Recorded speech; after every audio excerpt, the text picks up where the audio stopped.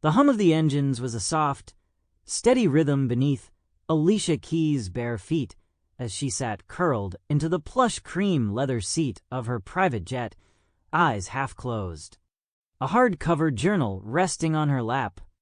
The lights were dimmed just the way she liked it, warm and low, casting gentle shadows across the cabin's modern interior. She'd been on countless flights before, but this one felt different. Maybe it was the weight of exhaustion, or maybe it was just the stillness of being alone above the clouds, far from the noise of expectations. There was peace here, at least for a while. Her body was tired, her mind quieter than usual, the world outside the windows a blur of stars and distance. She didn't even glance up when the stewardess stepped out from the narrow galley at the back, heels clicking, perfume sharp in the air like a warning. Alicia expected a soft offer of tea, or maybe a quiet check-in to see if she needed anything. Instead, the voice that cut through the silence was harsh, clipped, jarring in its tone. "You can't sit there like that," the stewardess snapped. Alicia blinked, momentarily unsure if she was hearing correctly. She looked up slowly, her voice calm. "Excuse me." The woman, tall, angular, lips painted a severe red, stepped forward, arms crossed. "This isn't some kind of lounge. Put your shoes on. Sit properly. This is still an aircraft, not a—" She paused, eyes narrowing with something colder. "Not your living room." Alicia straightened a little, caught off guard by the aggression. "I didn't realize I was breaking any rules," she said, her tone carefully even. "I'm more than happy to," but the woman cut her off. "Rules or not, I don't want any trouble. I've worked too long to be treated like some kind of servant by people like you." That last phrase struck hard, sharp like glass. Alicia's breath caught for a moment. "People like me?" The stewardess didn't blink. "You know what I mean. You people think just because you've got some money or a name that you can act however you want." The words carried a venom that didn't match the setting, like poison being poured into champagne. Alicia leaned back, the journal forgotten, her fingers tightening around the armrest. "What exactly is your problem?" she asked, her voice lower now, touched with warning. The stewardess didn't back down. If anything, she stepped closer, her face tight with disdain. "My problem is that I didn't sign up to serve arrogant, entitled passengers who think their skin color gives them a free pass." The cabin felt colder, smaller. Alicia's heart raced. Not out of fear, not entirely, but out of disbelief. She had dealt with passive stares and coded comments before, but this was something else. This was direct, blatant. The words were raw, ugly, and impossible to misinterpret. "Let me make one thing very clear," Alicia said slowly, rising to her feet. Her voice was calm, but her body was tense. "You are out of line.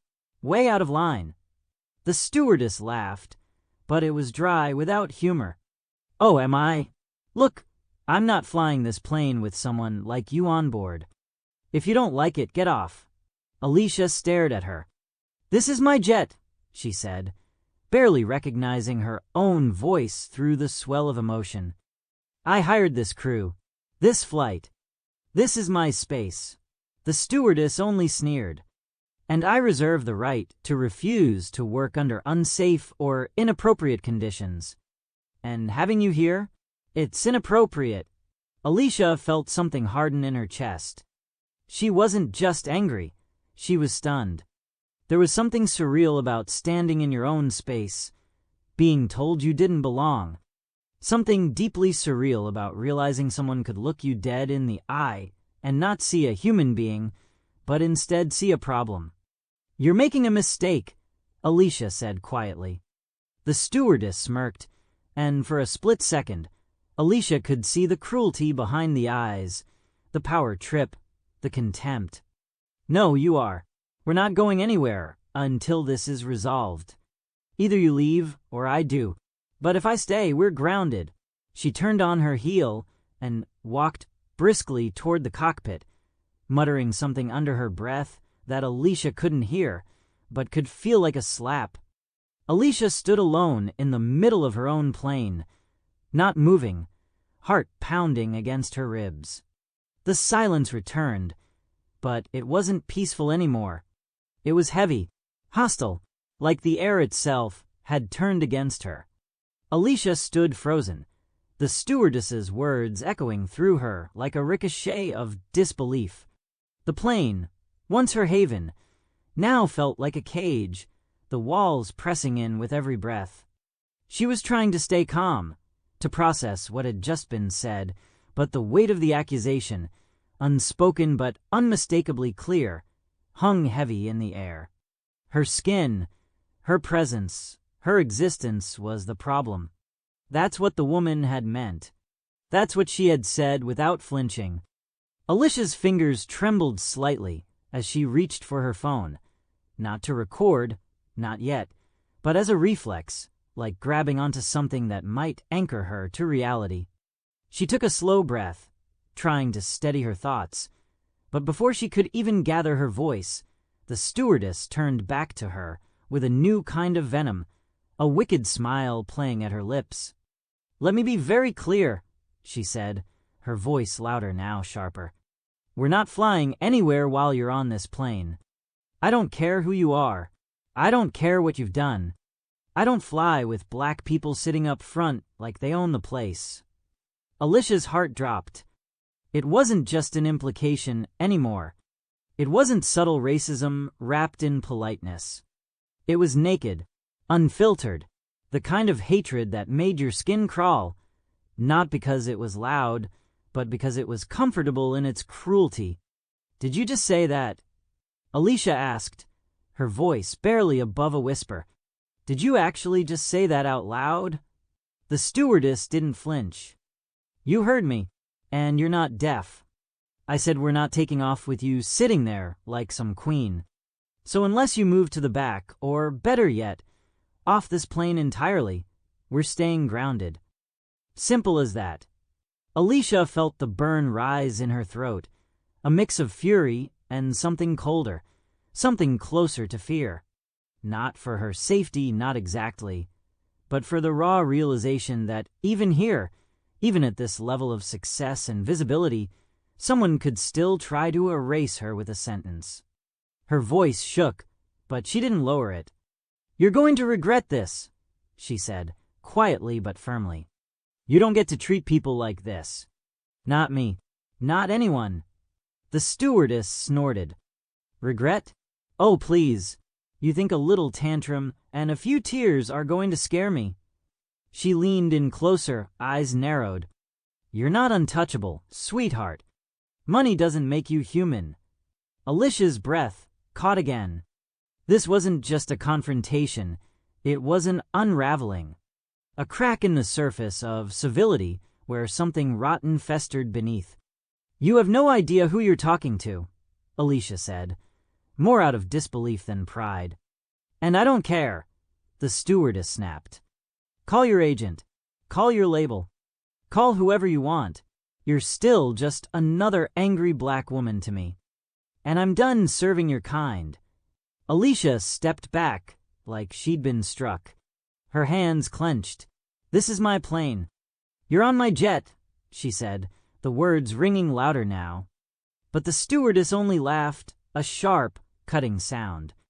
"And I still don't care." "Security!" she suddenly called, raising her voice toward the front of the cabin. "Get in here. We've got a situation." Alicia turned, stunned, watching as two uniformed security personnel, hired by the private airline, entered the cabin with quick, professional steps. They looked between the two women, confused but alert. "Ma'am," one of them asked, addressing the stewardess first. "What's going on?" "This passenger is refusing to follow instructions," the stewardess said, pointing a perfectly manicured finger at Alicia.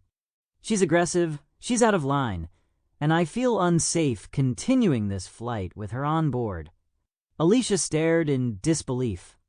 "That's not what happened," she said firmly, stepping forward. She made racist remarks. She said she wouldn't fly with a black person on board. The guards exchanged a quick glance, the weight of the accusation clear. One of them turned to the stewardess, face suddenly more serious. "Is that true?" The woman rolled her eyes. "Don't be ridiculous. She's exaggerating. She got angry when I asked her to follow basic rules, and now she's pulling the race card. You know how this goes." Alicia's stomach turned. "You know who I am," she said, looking directly at the guards now. "You know I wouldn't make that up. And I definitely wouldn't risk a scene like this unless it was real." The second guard stepped back slightly, reassessing the situation. "We do know who you are, Ms. Keyes," he said carefully. "We also know this crew was vetted and assigned for your comfort and safety." "Well, I'm not safe," Alicia said, voice rising. "Not with her here." The first guard looked at the stewardess again. "Can you repeat exactly what you said to her?" "No," the stewardess snapped, suddenly defensive. "I don't need to defend myself against this kind of accusation. She's lying. She's trying to manipulate the situation because she thinks her name means she can do anything she wants." But her tone had shifted. There was a crack in the confidence now, a stutter beneath the surface. "That's not what I asked," the guard replied, his voice firmer now. "What exactly did you say?" "I said, I don't want to work under conditions where I feel uncomfortable," the stewardess muttered, but the poison was gone. The mask was slipping. "Did you mention her race?" Silence. The stewardess didn't answer. Alicia stepped forward again, eyes fierce, not letting her voice waver. "Tell them what you said. Say it to them the way you said it to me." Still, the stewardess said nothing. The air grew heavier. Then the pilot's voice came through the intercom, summoned by the quiet tension. Moments later, he stepped into the cabin himself, calm but alert. "What's going on?" he asked. The lead guard stepped aside and spoke in a low voice, summarizing what they'd heard. The pilot's eyes moved between the faces. Alicia stood straight, jaw tight. The stewardess wouldn't meet anyone's eyes. "Is this true?" the pilot asked her directly. She hesitated, then said, "She's lying. She twisted my words." The pilot didn't respond immediately. Instead, he walked over to Alicia, offering a small but respectful nod. "Ms. Keyes, we apologize. Let me handle this." Then he turned back to the stewardess. "You're relieved of duty, effective immediately." "What?" "You can't," she started, but the pilot cut her off. "You will not speak another word. You will gather your belongings and exit the aircraft. Right now." The stewardess's face contorted, but no words came out. She looked at the guards, hoping for rescue, but they remained still. She looked at Alicia one last time, and Alicia saw it. Not remorse, but panic. The realization that her power had evaporated, that she had miscalculated, that she'd picked the wrong person to humiliate. And Alicia, she didn't smile. She didn't gloat. She simply stood in silence and watched the woman walk off the jet like a storm finally passing, the air clearing with every step she took. The moment the stewardess's voice called out for security again, it was different, louder, more desperate, as though she could feel control slipping through her fingers. Two more security personnel entered the cabin, their steps brisk, expressions alert. One of them, taller and clearly more senior, glanced at Alicia and paused. Recognition flickered instantly across his face. His posture softened but remained professional. "Ms. Keyes?" he asked, stepping closer, his voice respectful. "Is everything all right?" Alicia exhaled, barely realizing she'd been holding her breath. "No," she said. "It's not." She said something that that can't be ignored. The stewardess cut in sharply, voice laced with irritation. She's overreacting. I simply said that I don't feel comfortable working in these conditions. The second guard turned to her. What conditions? The stewardess hesitated, visibly flustered. I said I didn't want to work a flight where passengers like her are in the front. I mean, it's not standard. It's not. Passengers like her.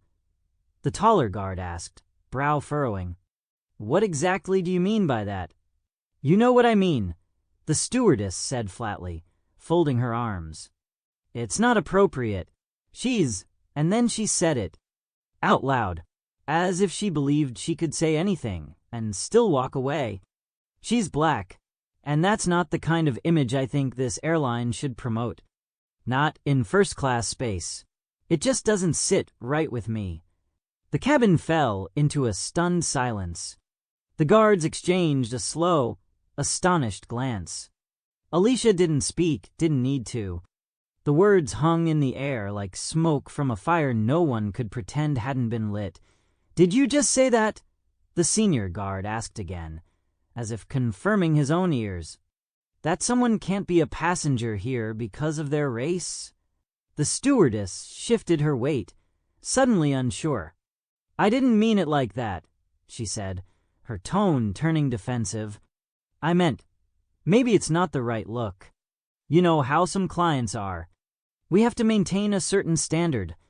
No, the second guard interrupted, voice cold now. We don't know that, because that's not a standard. That's racism. Alicia stood calmly, eyes focused but unreadable. She felt her pulse slow, the adrenaline fading as logic and justice began to move into place. You can't twist this into anything else, she said, voice steady. You said it. You meant it. And now you'll face the consequences. The guards turned to the pilot, who had quietly stepped in again, his jaw clenched. Captain, the taller guard said, we're recommending immediate dismissal. There's no way she can continue in this environment, especially after saying what she just did. It's not only unacceptable, it's illegal. The pilot nodded without hesitation. Agreed. He turned to the stewardess, who now looked pale, her confidence gone. You're done. I want you off this plane in the next 2 minutes. You will be reported to management, and I'm notifying the airline's legal team myself. You've violated multiple codes of conduct, and you've embarrassed this entire operation. I hope you understand that you'll never work on another aircraft again. Wait, no, you can't, the stewardess started, but her voice cracked.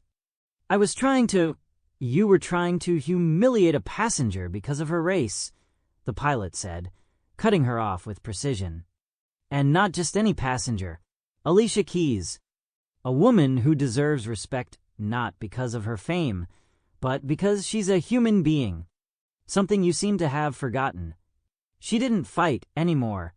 She turned, face flushed with the weight of her own undoing, and stormed out of the cabin, escorted by one of the guards. The door hissed shut behind her, and the silence that followed was different now, lighter, free from the tension that had choked the air only minutes before. Alicia sat down slowly, her fingers rubbing the space between her eyes. The pilot approached, standing beside her seat. Ms. Keys, I can't express how sorry we are. This should never have happened. I know, she said softly. But it did.